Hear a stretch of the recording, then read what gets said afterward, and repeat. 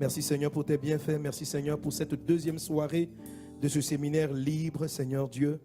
Merci pour ce thème qui est, je veux dire, qui est la parole de Dieu, qui nous fait comprendre la parole, les Saintes Écritures dans leur profondeur. Cet enseignement qui nous aide à comprendre ton rôle, ton ministère. Seigneur, je t'en prie, prends le contrôle. Je sais déjà que tu es là, Saint-Esprit. Aide-moi à parler fidèlement de toi et dispose les cœurs. Aide-moi à parler fidèlement et avec ta grâce et ta puissance qui brise les chaînes. Saisis-toi de moi et que la parole qui vient soit une parole prophétique, une parole qui édifie, une parole qui construit, mais d'abord une parole qui arrache ce que Satan a semé, qui arrache ce que l'ennemi a semé, une parole qui annonce et qui proclame la libération des captifs, une parole qui brise le joug, qui brise les chaînes, parce que c'est une parole qui vient directement de toi. Je m'abandonne en tes saintes mains et je remets chaque personne ici entre tes mains. Qu'il en soit ainsi au nom de Jésus. Quelqu'un donne un bon Amen. On va bénir le Seigneur pour les chants Worshipper Family. Alléluia. Gloire à Dieu. Dis à un voisin, tu es libre. Amen. Gloire à Dieu. Alors l'enseignement que je suis en train de partager avec vous, il est dans cet ouvrage, Vaincre les 4 attaques majeures du malin. Amen. Mais ici, j'entre dans le même message sous un autre angle. J'entre dans le message sur la base de la parabole de la semence. Parce que la première fois où j'ai traité ce sujet, on était en train de parler de la moisson surabondante. Amen. Amen. Et je suis allé dans le sujet en partant le semeur qui est parti semer de bonnes semences pour dire que Dieu a semé. La Bible dit que la semence, c'est la parole. Amen.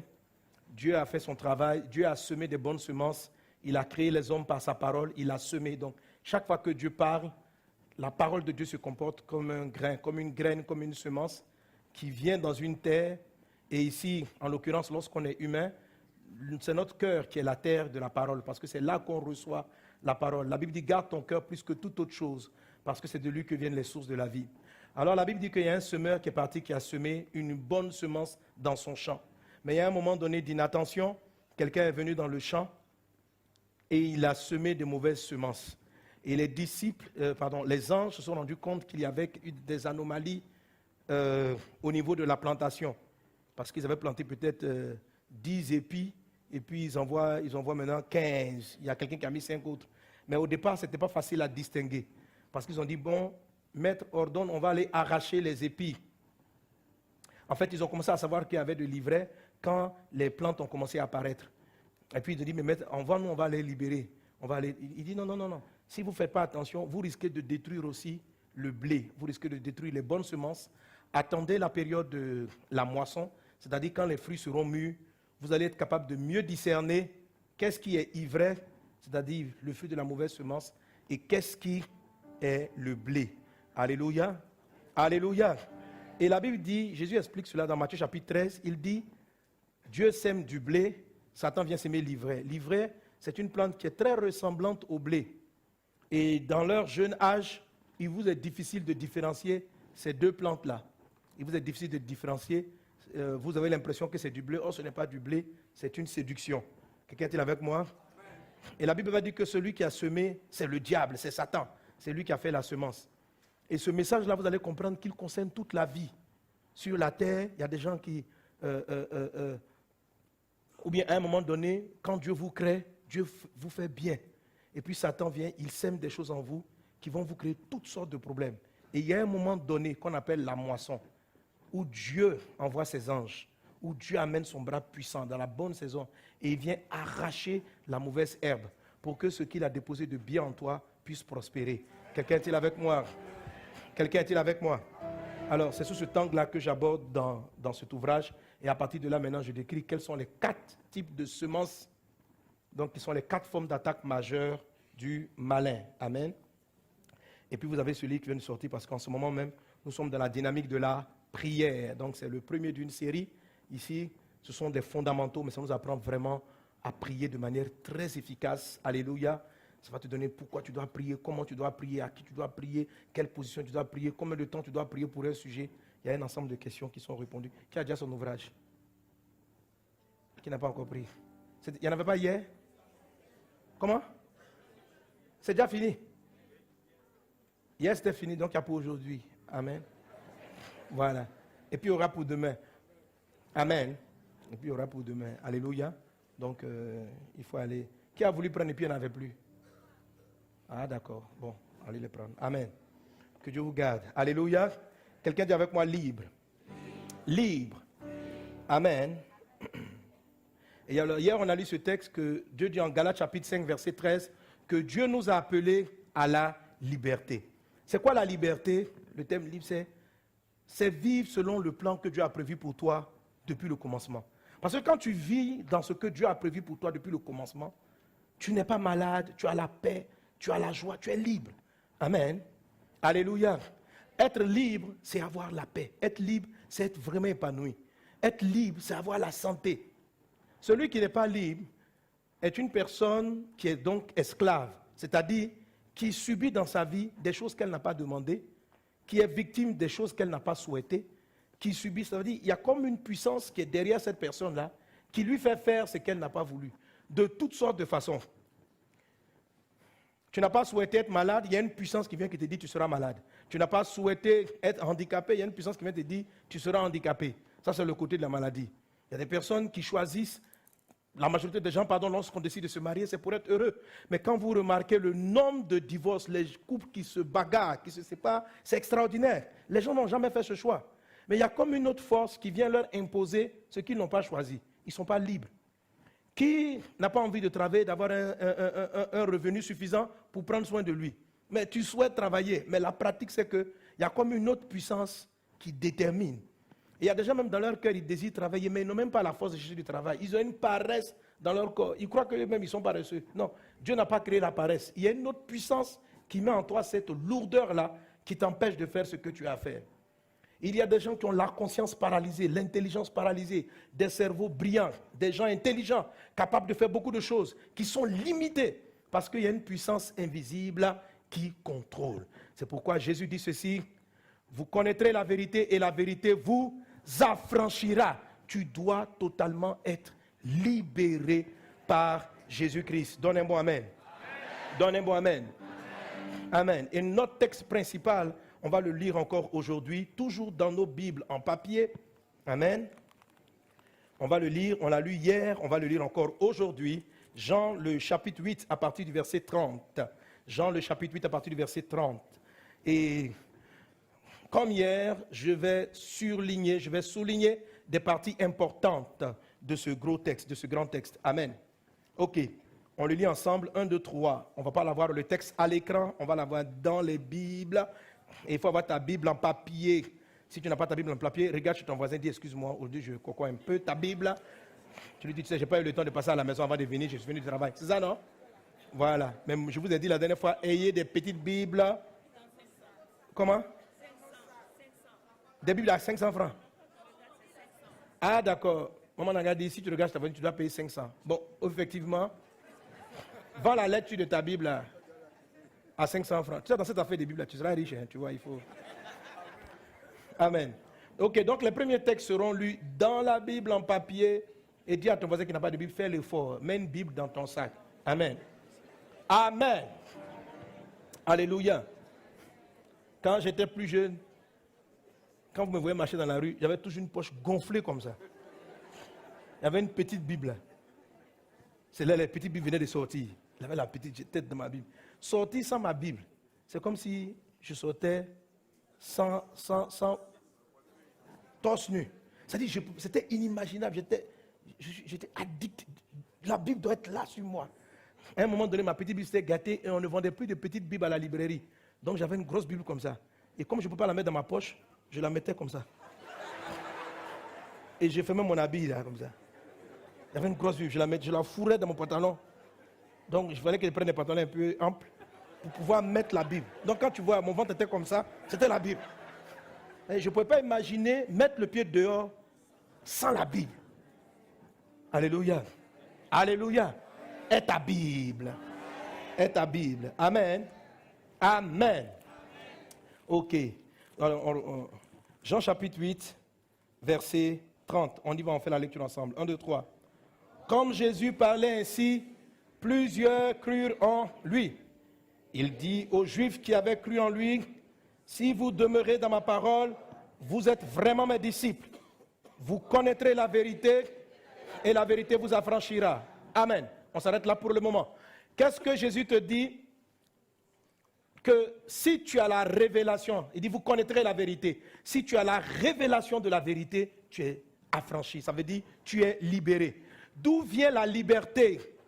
Le mot libre est simplement créé par la vérité, par la connaissance de la vérité. S'il y a une seule clé que je dois donner à ce message, pasteur, comment est-ce qu'on accède à la liberté? La liberté dont tu parles. On accède à la liberté par la connaissance de la vérité. Vous connaîtrez la vérité et la vérité vous affranchira. Alléluia. Alors si dans ta vie tu subis quelque chose, si ton foyer n'est pas ce que Dieu a voulu qu'il soit, si ta vie professionnelle, ta vie sociale n'est pas ce que Dieu a voulu qu'elle soit, cela signifie qu'il y a un mensonge quelque part. Est-ce que tu comprends? Ça veut dire qu'il y a une vérité que tu ignores. Si ta vie n'est que souffrance et n'est que galère, il faut être conscient qu'il y a une chose que tu ne sais pas. Il y a une vérité que tu ignores. Si tu la trouves, tu seras libéré des dettes. Si tu la trouves, tu seras libéré de la peur de l'arrivée du propriétaire dans ta maison. Si tu es toujours malade, je te dis la vérité, si tu es toujours malade, ça veut dire qu'il y a une vérité que tu ignores. Ce n'est pas d'abord un problème de médicaments. Ce n'est pas que les gens n'ont pas encore trouvé le remède. Il y aura toujours des maladies dont les hommes n'ont pas le remède.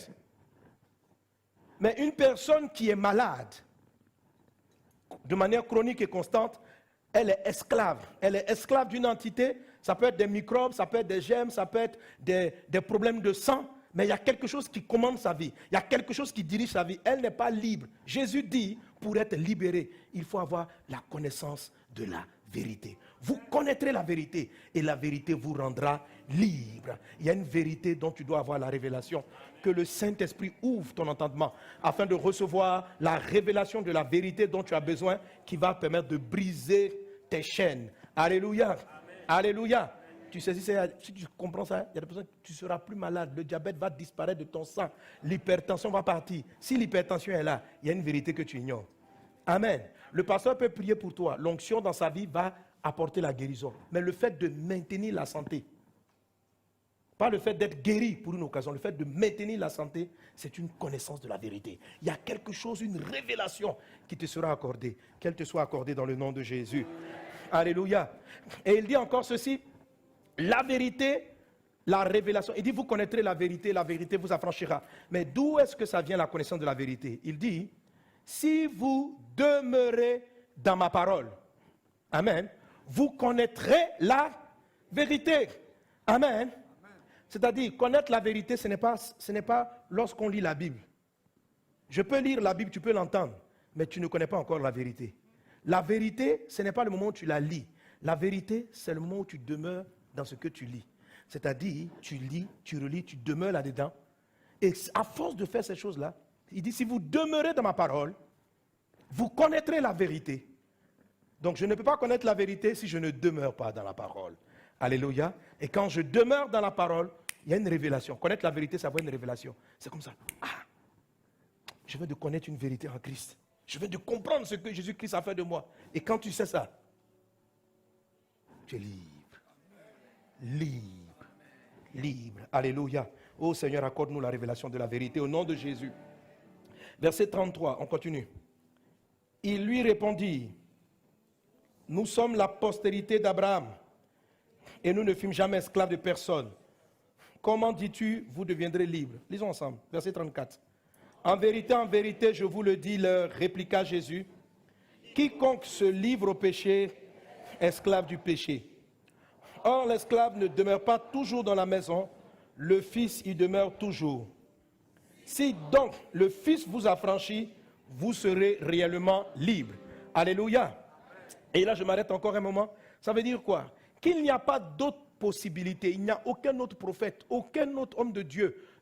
Personne ne peut t'accorder la délivrance. La véritable liberté est accordée par Jésus-Christ et par Jésus-Christ seul.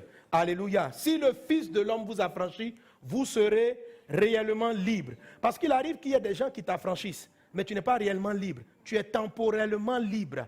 Tu es momentanément libre. Pour avoir une liberté réelle et totale, il faut que le travail soit fait par Jésus-Christ. Est-ce qu'on est ensemble? Est-ce qu'on est ensemble? Amen.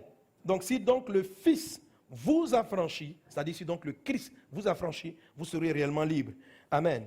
Lisons ensemble le verset 37. Je sais que vous êtes la postérité d'Abraham, mais vous cherchez à me faire mourir, parce que ma parole ne pénètre pas en vous. Je dis ce que j'ai vu chez mon père, et vous faites ce que vous avez entendu de la part de votre père. Il lui répondit, notre père c'est Abraham. Jésus leur dit, enfants d'Abraham, vous feriez les œuvres d'Abraham. Mais maintenant, vous cherchez à me faire mourir, moi qui vous ai dit la vérité que j'ai entendue de Dieu. Cela, Abraham ne l'a point fait. Verset 41. Vous faites les œuvres de votre père. Et il lui dit, nous ne sommes pas des enfants illégitimes, nous avons un seul père, Dieu. Jésus leur dit, si Dieu était votre père, vous m'aimeriez, car c'est de Dieu que je suis sorti et que je viens. Je ne suis pas venu de moi-même, mais c'est lui qui m'a envoyé. Pourquoi ne comprenez-vous pas mon langage? Parce que vous ne pouvez écouter ma parole. Vous avez pour père le diable, accomplir les désirs de votre père. Il a été meurtrier dès le commencement et il ne se tient pas dans la vérité parce qu'il n'y a pas de vérité en lui-même. Lorsqu'il profère le mensonge, il parle de son propre fond car il est menteur et il est le père du mensonge. Et moi, parce que je dis la vérité, vous ne me croyez pas. Qui de vous me convaincra de péché? Si je dis la vérité, pourquoi ne me croyez-vous pas? Celui qui est de Dieu écoute la parole de Dieu. Vous n'écoutez pas parce que vous n'êtes pas de Dieu. Amen. On va s'arrêter là. Alléluia. Alléluia. Mais lorsqu'on va aller au verset 59. Allez au verset 59. On lit ensemble. Là-dessus, il prit des pierres pour les jeter contre lui, mais Jésus se cacha et sortit du temple. Amen.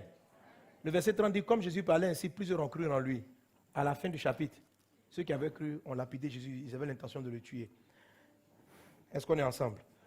Alléluia. Il ne faut pas être un meurtrier de la parole de Dieu en toi. Parce que seul le Christ peut vraiment te délivrer de toute cette vie de douleur, ces larmes, cette souffrance, pour que tu aies la paix.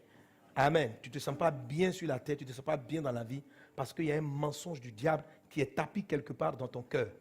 Il y a un mensonge de Satan, il y a une vérité que tu ignores. Que le Saint-Esprit puisse ouvrir tes yeux afin que tu saisisses cette vérité. Tu dis, parce qu'aujourd'hui j'ai besoin d'argent. Tu n'as pas besoin d'argent, tu as besoin de la vérité. Tu dis, aujourd'hui tout ce que je veux, je dois me marier. Tu as besoin de la vérité. Tu n'es pas libre parce que tu aurais bien souhaité te marier à 25 ans. Mais aujourd'hui tu en as beaucoup plus. Qu'est-ce qui s'est passé? Qu'est-ce qui ne va pas? Pourquoi les choses tardent? Parce qu'il y a peut-être, si ce n'est pas la volonté de Dieu que tu te maries à cet âge, ça signifie qu'il y a un mensonge quelque part dans ta vie. Une information mensongère en train de détruire ta vie. Et elle est là, ta fille. Il faut la faire disparaître au nom de Jésus. Elle doit partir. C'est de ça dont le Fils veut t'affranchir. C'est de cela dont il est question. Voilà plusieurs mariages que tu as fait. Tu as été avec plusieurs hommes. Et chaque fois, les choses se cassent. Et quand tu regardes, tu ne vois pas en toi qu'est-ce qu'il y a, qu'est-ce que tu as fait de mal. Tu ne comprends pas comment est-ce que ces choses-là, tu les mérites. Je t'assure, ma soeur. Je t'assure, mon frère.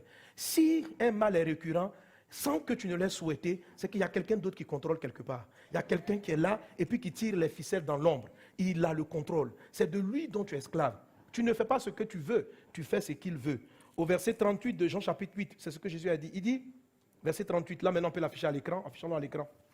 Jean 8, 38, je dis ce que j'ai vu chez mon Père et vous faites ce que vous avez entendu de la part de votre Père. Ça veut dire, vous faites, il vous arrive, vous produisez ce que vous avez entendu. Et Jésus va dire à ces gens-là que ce que vous avez entendu vient du diable. Est-ce qu'on est ensemble? Est-ce qu'on est ensemble? Alléluia. Alléluia. Alors donc hier je vous ai fait comprendre que tous les problèmes qu'il y a sur la terre, tous les problèmes, toutes les anomalies viennent du mensonge ou bien des mensonges. C'est quoi le mensonge? Ce sont des paroles de Satan ou du diable ou du dragon ou encore de qui? Du serpent ancien. Ce n'est pas tous les serpents, c'est un serpent ancien. Ça veut dire qu'en mode serpent-nique, serpent-nesque, c'est un doyen, c'est un serpent ancien. Ce n'est pas un ancien serpent. Amen. C'est le serpent ancien. Tu comprends? Il n'est pas un ancien serpent. Il y a des anciens serpents, il y a des vieux serpents. Lui, il n'est pas vieux. Mais en mode de serpent, il est ancien. Donc, il faut faire attention. Alléluia. Gloire à Dieu. Gloire à Dieu. Alléluia. Alors Jésus dit, vous allez entendre la parole va vous libérer. Et il explique aux gens, vous, Satan vous commande parce que vous aussi, vous avez entendu ce qui sort de sa bouche. Ce qui sort de sa bouche. Mais personne n'a jamais vu Satan venir comme ça lui parler. En tout cas, si ça vous est arrivé, c'est quelque chose de très rare. C'est quelque chose de très rare. Oui, on ne voit pas Satan. On dit le serpent vous a séduit, vous ne le voyez pas. On dit le diable est venu mettre quelque chose au cœur de Judas Iscariote. On n'a pas vu le diable. Et j'ai lu hier le texte, la Bible dit, de même que le serpent séduisit Ève par ses pensées, je crains que vous ne soyez séduits aussi, vous aussi. Donc, quand le dragon ou le serpent, ou en fait qui que tu veux, travaille, lorsqu'il travaille, tu ne vas pas voir un monstre venir devant toi, un dragon à 7 têtes. Tu ne verras pas un dragon. Il y a une pensée bizarre qui va rentrer dans ton cœur. Et à partir de cette pensée-là, des choses vont être engendrées. La Bible dit en Jean chapitre 1, verset 1, que tout ce qui existe a été créé par la parole. Ça signifie aussi que tout ce qui est mauvais qui existe a été aussi créé, je n'ai pas dit par la parole, parce que la parole c'est le nom de Jésus. Amen. Ça a été créé, tout ce qui est mauvais qui existe, ça a été créé à partir de ce qu'on appelle des mensonges. Tout ce qui est mauvais a été créé à partir des mensonges. Soit du mensonge du dragon. Si tu vois un enfant qui est voleur, brigand, il y a une information qu'il a reçue à un moment donné, qui l'a amené à devenir brigand. Si tu vois quelqu'un qui est esclave de l'alcool, de la cigarette, à l'origine de fumer la cigarette, au départ de la cigarette, il y a une information. Il y a une information. Soit, si ça produit du mauvais résultat, c'est que c'est une semence d'une de ces 4 entités sataniques. Mais ce soir, Dieu veut te délivrer. Dieu va te délivrer par la connaissance de la vérité. Par la connaissance de la vérité. Alléluia. Alléluia. Alors, rapidement, je vais revenir à des images que je vous ai présentées les précédentes fois. Et puis, tout le reste du message va se décliner à partir de cette illustration. La plupart d'entre vous connaissez, mais c'est toujours bien de rafraîchir cela. Amen. Est-ce qu'on est ensemble? Amen. Vous savez, quand je dis, ce sont des idées qui vous viennent. Ne voyez pas, toutes les idées qui viennent dans votre cœur ont plusieurs sources. Jésus dit, on va me tuer à la croix, je vais aller mourir à la croix. Nous sommes en Matthieu chapitre 16. Pierre le regarde et puis il dit, ne dis pas ça, Jésus. Il ne faut pas dire que tu vas aller à la croix. Jésus se retourne et puis il dit, arrière de moi Satan. Pierre n'est pas Satan. Mais ce qu'il était en train de dire, le conseil que Pierre était en train de donner à Jésus n'était pas un conseil de Dieu. Même si ça paraissait cohérent, c'était un conseil directement venu de Satan. Donc même tes amis peuvent être les vecteurs pendant qu'ils te parlent, pendant qu'ils te donnent des informations. Satan peut être derrière en train de te parler et en train de t'amener, parce que la phrase qu'il te donne, les choses que tu entends peuvent corrompre ta pensée et t'amener à agir d'une certaine façon. Satan peut te parler comment? Parce que tu vois, parce que tu entends, mais parce que tu vois. Il y a des choses qui se passent autour de toi, tu les observes et ça produit en toi. Tu dis, mais pourquoi il a fait ça? Pourquoi il a fait ça? Et puis ça va engendrer, et ce que tu as vu, c'est un mensonge qui va finir par te détruire avec le temps. Est-ce qu'on est ensemble?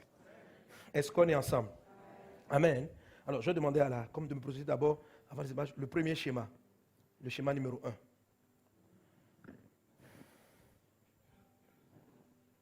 Non, ce n'est pas celui-là.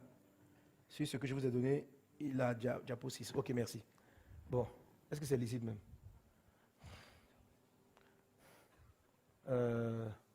Non, ce n'est pas celui-là. C'est ce que je vous ai donné, c'est la diapo 6. La 6.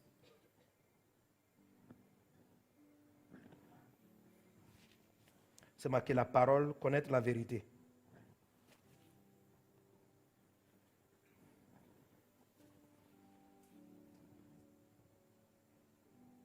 Bon, ils ne sont pas prêts. Amen. Ok.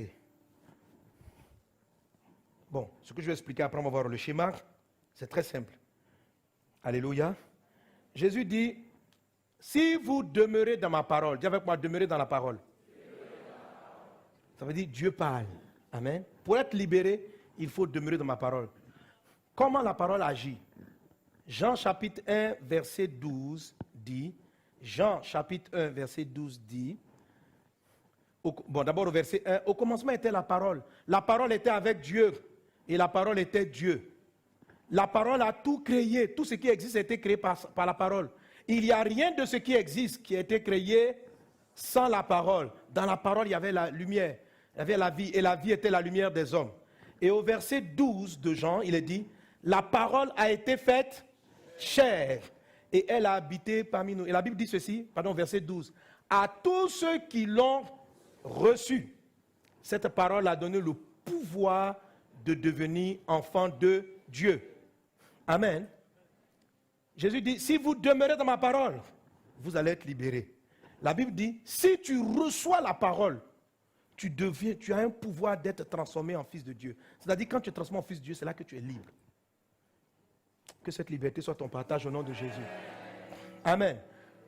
Jésus a dit aux pharisiens, là, aux juifs, vous, votre père, c'est Satan. Ça veut dire que, qu'est-ce qui s'est passé? Le même verset s'applique. Gardez le verset à l'écran.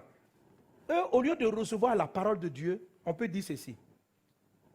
Si on veut lire la Bible satanique. Au commencement du mal était le mensonge. Le mensonge était avec Satan. Et le mensonge était Satan. Dans le mensonge, il y avait les ténèbres. Et les ténèbres étaient la perdition des hommes. Est-ce qu'on est ensemble? Et le mensonge a été fait chair dans la personne de Satan et ses démons. Et le mensonge, il a dit, donc la Bible dit, à tous ceux qui ont reçu la parole, a donné le pouvoir. À tous ceux qui reçoivent le mensonge. Et qui croient au mensonge. Le mensonge a donné le pouvoir de devenir enfant du diable. Est-ce que vous me suivez? Jésus dit aux Juifs, vous avez pour père le diable, parce que c'est ce qu'il dit que vous écoutez. Vous demeurez dans ce qu'il dit. C'est pourquoi vous êtes des enfants de Satan. C'est pour ça. Et devenir enfant de Satan, c'est Satan qui prend le contrôle de ta vie. Et comme il n'a rien de bon en lui, il n'a que maladie, il n'a que souffrance, il n'a qu'échec, en tant que ses enfants, tu subis ses désirs. Mais ça peut être changé. Alors, si tu vois dans ta vie qu'il y a des mauvaises réactions, des mauvaises attitudes, c'est qu'il existe encore en toi des semences de mensonges. Il faut les enlever. Mais comment est-ce que la parole qui est de Dieu et le mensonge fonctionnent pour agir dans l'homme? Premièrement, Jésus dit ceci, Jean 1,12, à ceux qui ont reçu la parole. Pour que la parole te rende fils de Dieu, là, il faut la recevoir. C'est-à-dire quoi? Il faut l'accepter. Quand Jésus dit, Dieu t'aime, il faut recevoir. Il faut dire Amen, je reçois. Il ne faut pas dire, ça c'est pas vrai, ça tu n'as pas reçu. Tu comprends? Tu n'as pas reçu. Quand Dieu dit, voler n'est pas, mentir est une mauvaise chose, il faut recevoir la parole. Il faut dire, je fais accueil de cette parole. Il ne faut pas dire, ça dépend. Si tu dis, ça dépend, c'est que tu n'as pas reçu. Ok? Tu n'as pas reçu cette parole. Tu ne l'as pas reçue. Elle n'est pas rentrée dans ton cœur. Quand Jésus te dit, fais du bien à ceux qui t'ont fait du mal, peut-être que tu ne l'appliques pas dans ta vie. Mais il ne faut pas lire ce verset-là en disant, ça dépend. Quand tu lis le verset, ce n'est pas parce que toi tu ne l'appliques pas que ce n'est pas la vérité. Tu dois dire, waouh, je dois faire du bien à mes ennemis. Je reçois la parole. Je sais qu'en ce moment-là, tu as envie de te venger. Tu as envie de dire 3 mots à cette sœur. Et là, demain, tu vas aller au travail pour lui dire 3 mots. Jésus dit, prie pour tes ennemis. Cette parole-là, est-ce que tu la reçois? Est-ce que tu la reçois? Est-ce que tu la reçois? Peut-être que c'est difficile, mais accepte-la. Tu dis, oh Dieu, hein? Ça c'est ta parole aussi. Amen. Ça, c'est recevoir. Amen. À tous ceux qui l'ont reçu. Mais ce n'est pas fini. Il faut croire